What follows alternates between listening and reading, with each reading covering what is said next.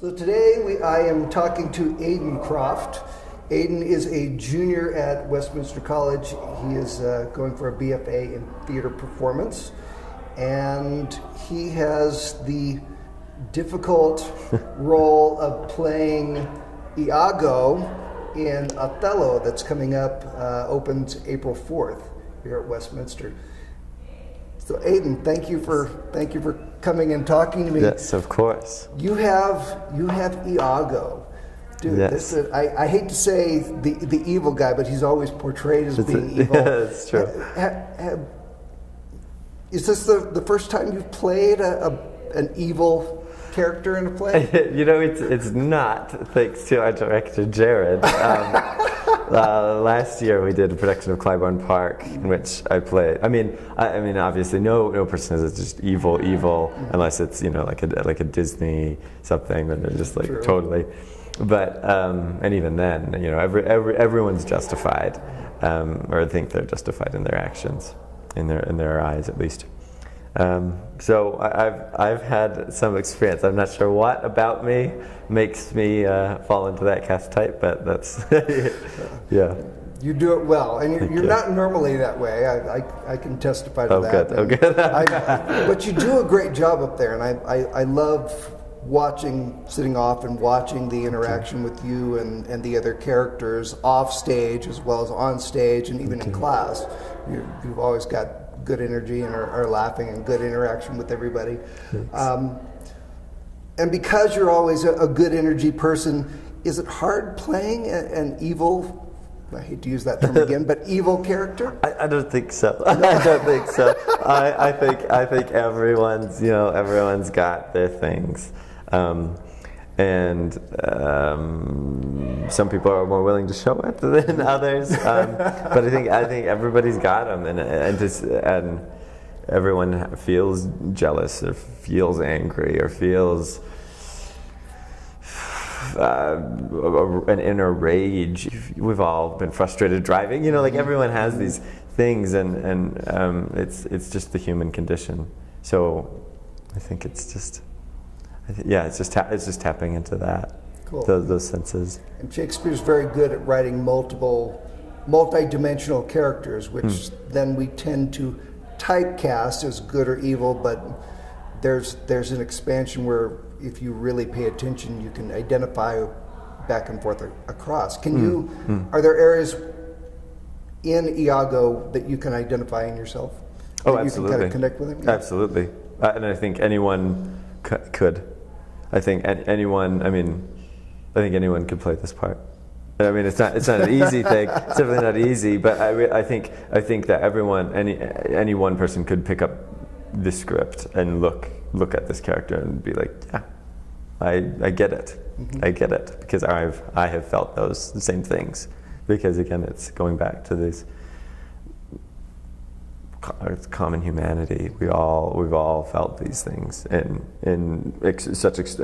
maybe not.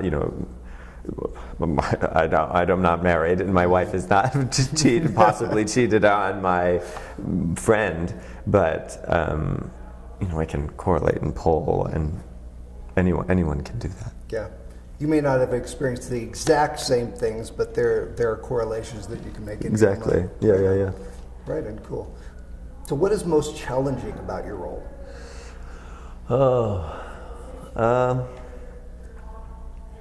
It's the flip-flop. It's a constant juggle of, who's this? Okay, cool. Take. Now I'm talking to you. Now, okay, you're done. Good, satisfied. Oh, it's this constant juggling act of trying to keep all the balls up, but sometimes the balls don't want to stay up. Like regular juggling, I guess, but some particularly get pretty heavy at some point. You've really got to hoist that one up, and then you have to save the other one before it falls. And it's just putting on different masks and all of it, all the time. But it's quite fun. But it's exhausting. It's kind of tiring. Have you seen Othello before? Have you seen it performed? I've not. And I'm kind of glad for that. I've seen some filmed productions of it, not all the way through though. and that wasn't a choice of mine to not. I didn't, and I'm kind of glad I never saw that, just because it's an iconic play and it's an iconic role, and I don't want to be doing someone else's work. I don't want to be a regurgitation.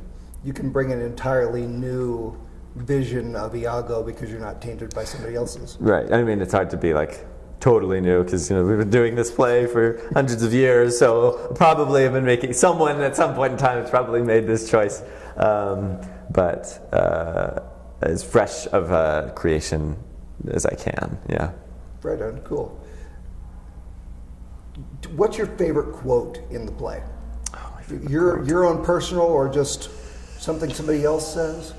Oh, this is a tough one. There's tons of stuff that there's lots of funny lines that I think are really good, but one of the things that always is stuck with me in Iago's lines. I mean, there's so many things that I think are just gorgeous that are said, especially Othello. God, what gorgeous material he has. But one of my particular favorite lines, I can't pick one, but one of them that I do like is the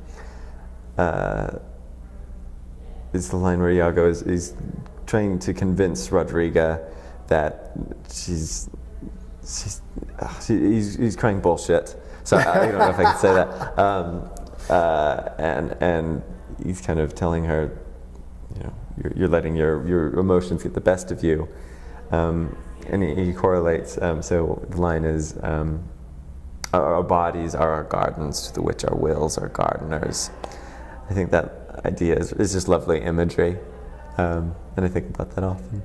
That is nice. I like that. Yeah. Right on. For those who are coming to see this, what is the most important thing that you would hope that they take away from seeing it? I think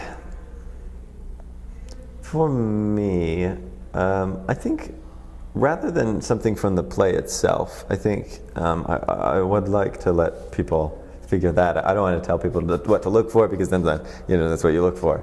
So I think the biggest thing is just an appreciation for Shakespeare. I think he gets a bad rap a lot of the time. So I think,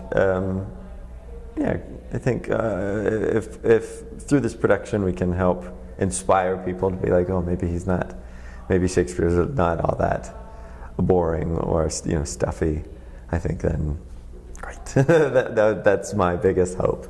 Awesome. So people can take away from it. Cool.